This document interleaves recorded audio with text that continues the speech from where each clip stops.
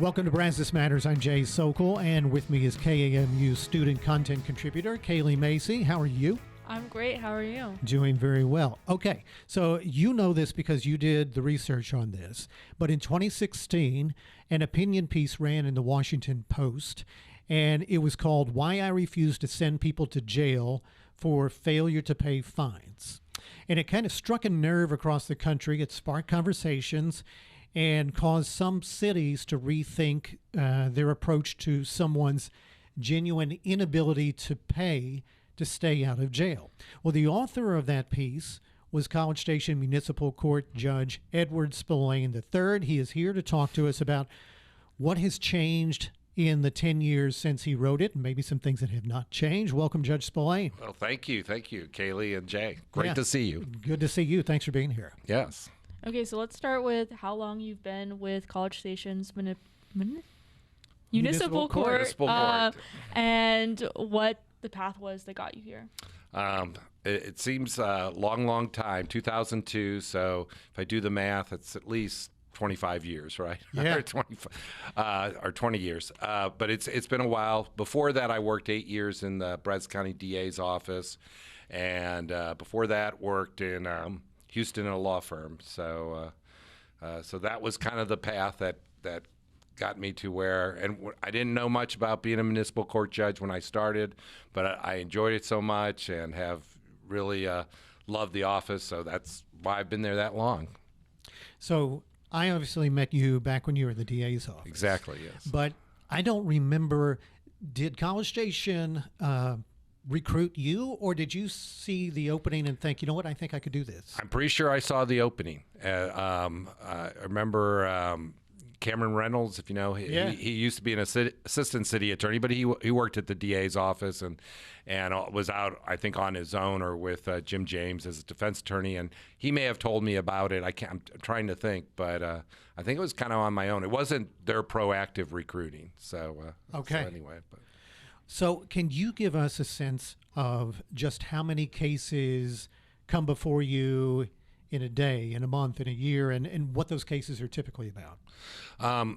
College Station Municipal Court sees about 30,000 total cases, so a lot, more than any court here in Brazos County. But my goal is to, be as efficient as possible for everyone, and so people can pay online, they can do things, So I see maybe 10%, 9%. I see everyone who pleads not guilty in one way or the other for contested, but most of the people who go through my court, I don't see them visually.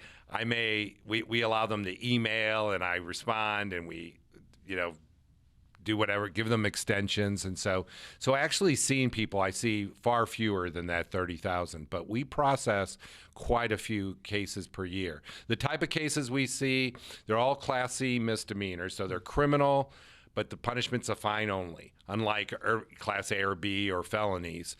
But they're all the traffic violations. Most states, traffic violations are civil, but in Texas, running a red light, those are all criminal violations.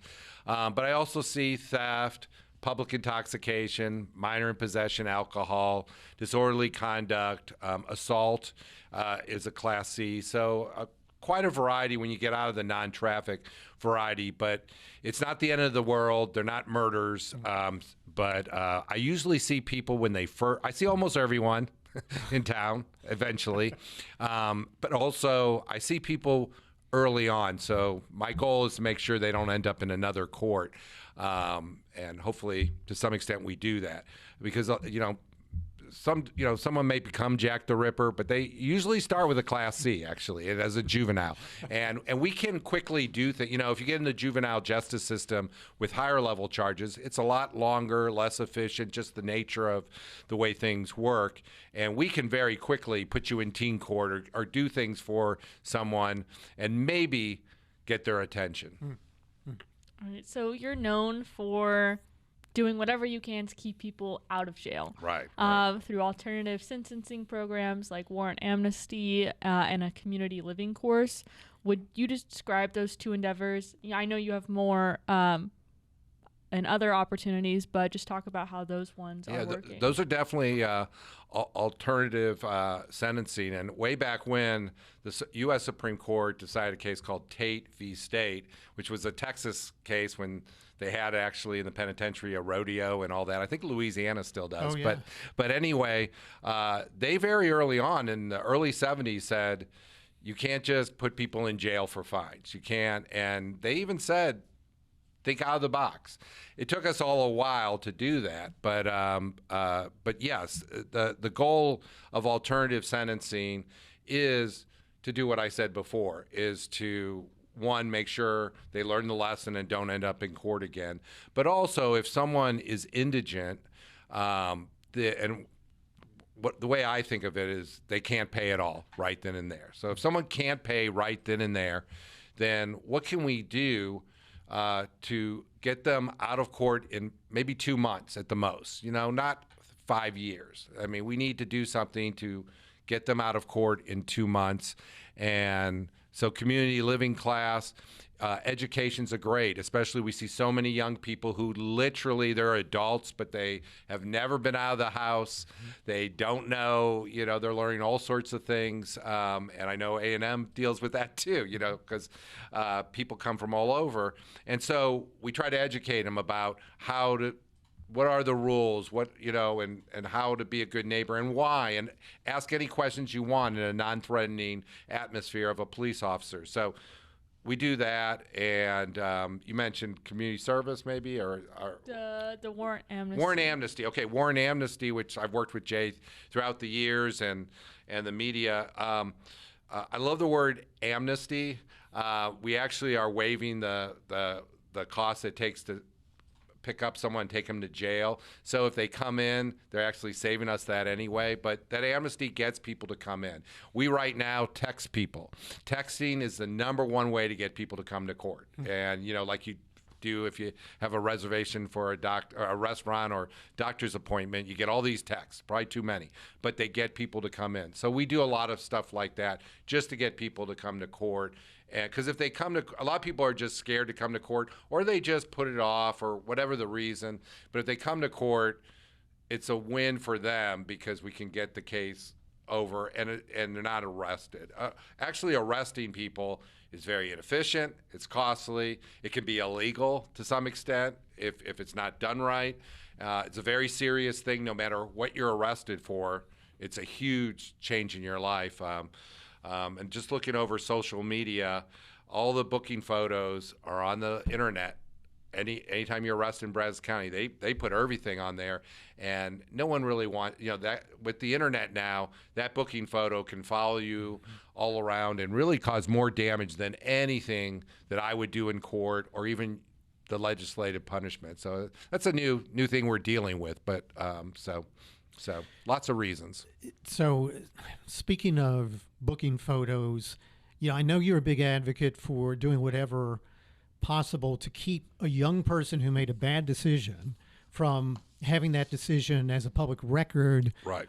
affect their ability to get a job and things like that, to follow them around. Do you also worry that public records, whether it's a booking photo or anything else, simply becomes data that's bought and sold and used in some sketchy way? That's exactly what's happening. It's we've always, and I embrace it, that courts are public, that we have to, during COVID, we needed to have a YouTube channel so people could watch court. And actually a lot of people got to watch court that didn't watch court, I don't have a lot of people coming in just to watch court when we're open, but I'm a big, our case files are open, and I'm a big believer in that. But things have really turned in terms of our records now are data to be bought and sold, and it is the type, and they are. And so the legislature is trying to deal with this through expunction and other things, but they're like many things. They're going to be behind what technology is doing, because if you get a public intoxication arrest or anything, that can affect you 20, 25 years. And that data is sold. It's out there. And I have advocated for Class Cs that courts just automatically seal the records, because I do a lot of education, but all of it is proactive right now. You have to proactively ask to have your records sealed. And most people don't know about that. They may not even know when you're doing a job application or for graduate school or internships, you may not know the data resources that the companies are using, and they see the person's arrested for public urination or disorderly conduct. They're probably going to pass, maybe because they don't, they don't know what that is, and that is definitely out there where it didn't used to be 10 years ago, 20 years ago. It was pretty much here, but it definitely is out there. Does this get handled from a state-by-state basis, or is this something that is more pursued at a federal level? The changes you're talking about. It's a state. Usually the laws are state, because most of our criminal laws and our criminal courts are more state-based. I'm sure the federal courts have systems, and they actually do have some sealing systems automatic with the federal courts, but most people aren't in federal court. I mean, most of the time they're going to be interacting with state courts, so it's a state by state. And the legislature is really trying to deal with this issue. Texas is a very transparent state in terms of what courts are doing, and they really put out a lot when you compare it to other states. But, now in terms of court records being public, that comes back from the British common law. We've always had that. We want people to be able to look in a court file and see what's public. So that's going to be around for a long time. But the problem is that these public files now are being bought by data companies. It's real. And so everything about you is part of that. Now, maybe we'll come to a world where we don't care about. I know a lot of people don't care about, at least on Facebook, Instagram, wherever they're posting, what's out there. People on their own put all sorts of things that they probably would be embarrassed about 10 years later. But it's definitely data is being sold, and it is a problem. And people worry about that not at 18, 16, 15. They worry at about 20, age 21, 22, when they're applying to internships and other things. So they're obviously seeing that as well. Yeah. I also, public records and things like that, that's how, we get those spam text messages about having specific information about, like, things that someone has done and things like that. Right. So how would someone just double check that the text messages they might receive from the court is legit? Oh, well, yeah, because people will use the court to commit fraud, and so we tell people to call it, because we do call people. We send text messages. We send letters that you have a warrant. We always tell them they can call the court, call our number, and that's all we can do. Because yes, we're almost used to receiving all of this and deleting it, and when we're being barraged by fraud all day long. So that is something the court has to deal with it. I've had sometimes our police department, in response to people being called by fake courts. The court never calls you, or anything. Well, no, the court does call. We do call, but people. The best you can do is always, if someone's saying that, can I call you? What's the number I can call you to make sure you're legitimate? Now, a lot of people know they have an outstanding warrant or something like that, so that we don't hear a lot from the public when we call. How do I know you're legitimate? And that may be because people are out there, but it is a tremendous trick to try to scare people, because I've gotten that. You have warrants out here, or you didn't pay your toll fee or whatever, Right. and I wasn't even there in Dallas, but so it's unfortunate, all the fraud that my 90-year-old mother answer every phone call in her house, and that's that's a problem. It is. Let's take a second to reintroduce our guest. If you're just tuning in, I'm Jay Socol, along with KAMU's student content contributor Kaleigh Mazy. Our guest today is College Station Municipal Court Judge Edward Spillane III. All right, so we spoke briefly a few days ago and asked you about noticeable trends affecting your court, and you didn't hesitate. You talked about a near epidemic of minor in possession. Yes. Arrest in College Station. Would you just talk a little bit about that? Sure. there's a number of trends that are not unique to my court that are around the state, like high-speed cases and all that. But the one unique trend in College Station is, one, the number of minor in possession cases we get. About 1 in 5 in the state of Texas is filed in our court, and we're now kind of topping 2,000 cases a year. And to give you some idea, Lubbock gets maybe 200 cases a year, Waco maybe 30, Austin and Houston get very few cases at all. The police departments are not filing. So anyway, we get quite a few, and they're almost 90-something% from Northgate. There's almost a perfect storm of reasons why, and a lot of this is just my opinion too. I'm receiving the cases. I'm not part of deciding whether they're being filed, but we have a number of police officers out there for, I've watched some videos of what goes on. I don't go out there that much, but I've watched, and it's quite a eclectic place. It's not just college students. It's all sorts of people there. There are a lot of more serious crimes occurring in Northgate at times, and so there's a reason to have a police presence. But they're also around there. We have a lot of, I don't know how many bars we have, 20, 30. We have quite a few bars. It used to be over 30. Yeah, so I think we do. We may have that. And a number of them let in legally underage kids. And in fact, that's a big moneymaker, I think, from what I've heard. And so we have a lot of underage kids who are let into establishments. They want to be there. Another area of the perfect storm, we have about 30,000 people living around Northgate now, which is great. They're not drinking and driving to Northgate, but they're there. And so with all that, a lot of MIPs are being written out of Northgate. And so that has given me a chance to educate a lot of young people. I've had to kind of separate them from other non-traffic cases that we have for community living classes and things because the numbers are so great.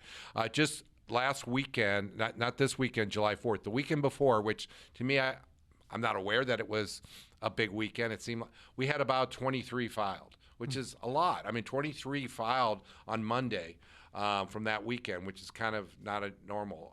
Obviously, during the fall, last September, we had almost 400 filed. So we had, September is a heavy time, but it's been steady. And, we see a little dip now, but it's really seasonal the last couple months. But by a dip, February, we had 200 and some filed. And February usually is not a heavy. So that is unique to our court. And we've dealt with it by making sure, giving them all the different, in-person training, discussions about not only clearing your case, but also what we don't want someone with a minor in possession is to end up getting in a car and driving drunk or doing something worse drunk. And we also, we'll see when someone gets a number of minor in possessions and a public intoxication, there may be, obviously an alcohol problem there, so we try to at least reach out to them. But it's an inexact science, and what's great though is by the time they're 21 and they can drink legally, they do care about their record. And also all our minor possession cases have to do community service. So we have some great people out in our community now, very intelligent, doing community service. So that's another benefit, but it's unique. There's not a city right now, and I've looked at every city I can that has the uptick that we have, and it's not one reason, or it really is that Northgate is kind of has a confluence of several factors. I do tell the young people, I really, if they get an MIP second, because they should have really known better, but it really is like they're drinking in the police department's parking lot. Underage, because there's so much police there and they're out there. But the allure of Northgate, they live there. We've had, some people say, oh, it's a badge of honor to get an MIP, which is very expensive. I don't get that. But, whatever it is, peer pressure, wanting to go out with your friends there, it has landed a lot of people in my court. So we try to make it a positive. I know it's not positive for them, but we try to make it a positive. But it is unique. And Kaleigh, I know you had a curiosity about the kinds of conversations that the judge might be having with others in the city. Talk to the judge about that. Yeah. So I just kind of wanted to know, are you or the court in communication with the police department? Sure. What I do, first of all, our records, I mentioned Texas is very transparent. Our monthly records are on the Office of Court Administration site. I mean, you can go and look and see how many public intoxication or MIPs we have. So you can see that. But I also do a memo, a yearly memo for sure to the council. But sometimes they want, giving them the facts. I'm a separate branch of government from most of the executive branch, like the police. So I keep that separation. So I let them know. The police department know. They know more than I know. They know warnings. They know their philosophy. But one of the things I like, I went from Brazos County to the city of College Station. City of College Station does really work together. So to the extent legally I can discuss, I do let them know. They're aware and they do things. But again, the council, they're about policy and deciding that. I'm not about policy. I can give them some facts and let them know. And the police department, they have other goals too and what they're doing. So we do keep that separation, but in terms of what's going on, I'm always open to talk to them and vice versa. They enjoy talking to me, or some problem comes up and we're not talking about a specific case, we talk a lot. And the assistant city attorney, so the city attorney's office, they prosecute the cases, and we talk too about making sure about procedure. And we can talk about that, without violating defendants' rights in terms of ex parte communication. Now, I know we asked you specifically about the community living course and about warrant amnesty. You want to talk about any other alternative sentencing programs that you have in place? Well, we've had the and I mentioned the expunction clinic for especially for the MIPs, but we have an expunction clinic. I kind of do that with community living. We've had forever, and we get used to it, a teen court, which has been very successful. Our teen court coordinator, he helps launch teen courts around the state. And about probably 4 or 5 years ago, the legislature finally made juvenile cases that are non-traffic, made them civil, like they are when they're more serious. And they said that in doing that we have to create programs, because people who are under 17 are juveniles in Texas, and they're indigent. They're not expected to pay or have jobs and things like that. So we use our teen court as a primary instrument, and it's been a leading teen court. And what it is people, it meets on every other Tuesday night, and they have other teens decide within a limited range how much community service and how many jury terms they serve, and then they actually are jurors on other teens' cases. And if you watch that, the teens take it very seriously, we in terms of lack of repeat offending, it's the most successful program I've seen, including with felonies. Felony boot camp was really successful, but not as teen court is very successful. That peer pressure is probably the most powerful thing that we can use to turn people around, along with education. And so that's a program we do. And we also have, actually, this year, you mentioned the Washington Post article, which gave the title. I didn't come up with that jazzy title. I didn't think you did. At first, some people were upset about that, but I ended up liking, because titles, it was good. But anyway, I taught across the state about indigency this year, ironically, to all the judges across the state, and very few have payment plan compliance or payment plan officers. We've had them for quite a while, and they are people who operate under my discretion. But working with someone, when people come to our court, a lot of times they don't even know what comes in. They're living paycheck to paycheck, but they don't actually think about. And so we have them write that down, and we get a payment plan or put them on community service. Again, my goal is to end a case in 2 months, and so doing payment plans is a big, form of an alternative. I know they're paying money, but we get people who are a single parent and they're working 2 or 3 jobs, and being able to do community service is not easy, but yet, they have 3 or 4 kids and all their money's going to necessities. So it takes a skill and art to work with those individuals, and we do that as well. And the city of Bryan, I know, does as well. So they have a municipal court in Bryan. And so, we try to interact with other courts and learn new techniques. Now people can do things online, but they can even set themselves up on defensive driving or other things. So before COVID, I knew judges who didn't even know what was on their website or care. And my goal was to kind of work on that. COVID kind of did my job for me on that. Forced a lot of courts to have a good online court, and that's important. But in doing our programs, I mean, the students, A&M students, everyone wants to do things on their phone, do it online. But getting them in person is powerful and different. So having them come to some in-person interaction, we try to work on that too. So we've got about 90 seconds left for you. Do you want to give a good pitch for people taking advantage of your seasonal warrant amnesty period? Sure. Go. You look at our website, cstx.gov/court, and you can even look up, we have our warrants listed.